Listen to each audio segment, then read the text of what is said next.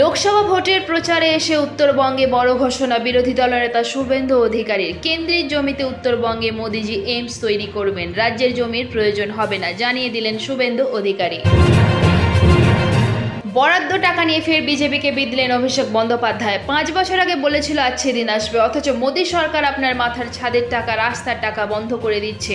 গরিব মানুষের 100 দিনের টাকাই বিজেপি সরকার বন্ধ করে দিয়েছে।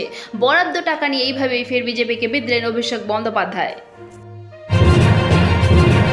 তৃণমূল কংগ্রেসকে সুযোগ দিন, জনসভা থেকে আর্জি অভিষেক বন্দ্যোপাধ্যায়। লোকসভা নির্বাচনের জন্য জনসভা করতে এসে অভিষেক বন্দ্যোপাধ্যায় বলেন, প্রত্যেক রাজনৈতিক দলকে আপনারা সুযোগ করে দেন, একবার তৃণমূলকে সুযোগ দিন। 2 বছরের মধ্যে উন্নয়নের প্রতিশ্রুতি দেন তিনি।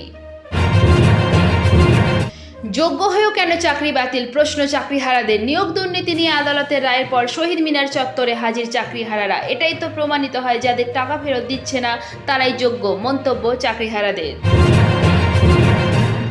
ধর্ম নয়, নির্বাচন হোক উন্নয়নের নামে। কোষমন্ডিতে প্রচারে গিয়ে এমনই সুর তুললেন তৃণমূলের লোকসভা প্রার্থী তথা তারকা দেব। প্রচার মঞ্চ থেকে প্রতিপক্ষের সুকান্ত মজুমদারকে শুভেচ্ছায় জানান দেব, কিন্তু ধর্মের নামে নয়, কাজের ভিত্তিতে ভোটদান করা উচিত বলে এদিন সাধারণ মানুষকে বার্তা দেন তিনি।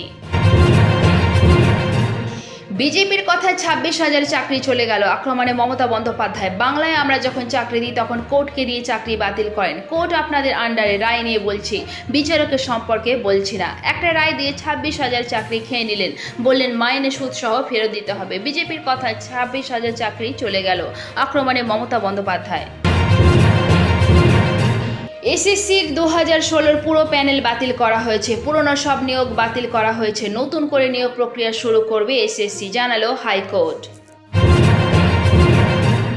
প্রধানমন্ত্রী নরেন্দ্র মোদীর মঙ্গলসূত্র মন্তব্যে অসন্তোষ বাড়ছে। সিপিআইএম কংগ্রেসের পর এবার নরেন্দ্র মোদীর বিরুদ্ধে কমিশনে চিঠি লিখলেন 17,400 আম নাগরিক। ফলে এক প্রকার চাপে পড়ে প্রধানমন্ত্রীর বিরুদ্ধে সব অভিযোগ খতিয়ে দেখছে নির্বাচন কমিশন।